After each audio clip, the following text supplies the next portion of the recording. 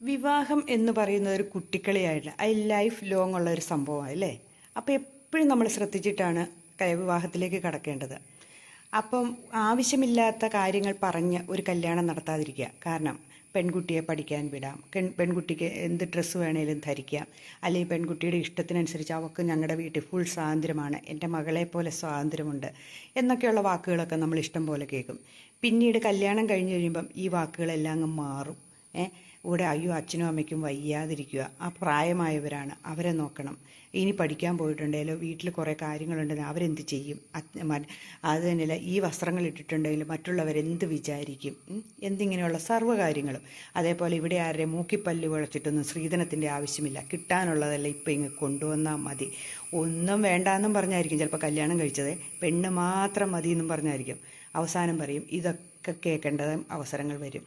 അത് തന്നെയല്ല നീ ചെയ്യണ കറിക്ക് മോശമാണ്, അല്ലെങ്കിൽ നീ ചെയ്യുന്ന എല്ലാ പരിപാടിയും മോശമാണ് എന്നിങ്ങനെ പറയുന്ന അവസ്ഥയിലേക്കും വരും. അപ്പം നമ്മളൊന്ന് ചിന്തിക്കുക. അപ്പോൾ വാഗ്ദാനങ്ങൾ ആവശ്യമില്ലാതെ കൊടുത്ത് ഒരു വിവാഹ ജീവിതത്തിലേക്ക് കടക്കാതിരിക്കുക.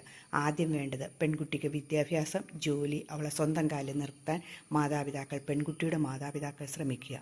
അവൾക്ക് എപ്പോഴാണ് വിവാഹത്തിന് ആവശ്യം ആ സമയത്ത് നടത്തി കൊടുക്കുക.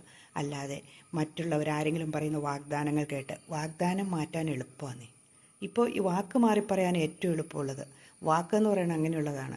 റെക്കോർഡ് ചെയ്തു വെച്ചാൽ പോലും അത് ഡ്യൂപ്ലിക്കേറ്റാന്ന് പറയുന്ന കാര്യമാണ് അത്.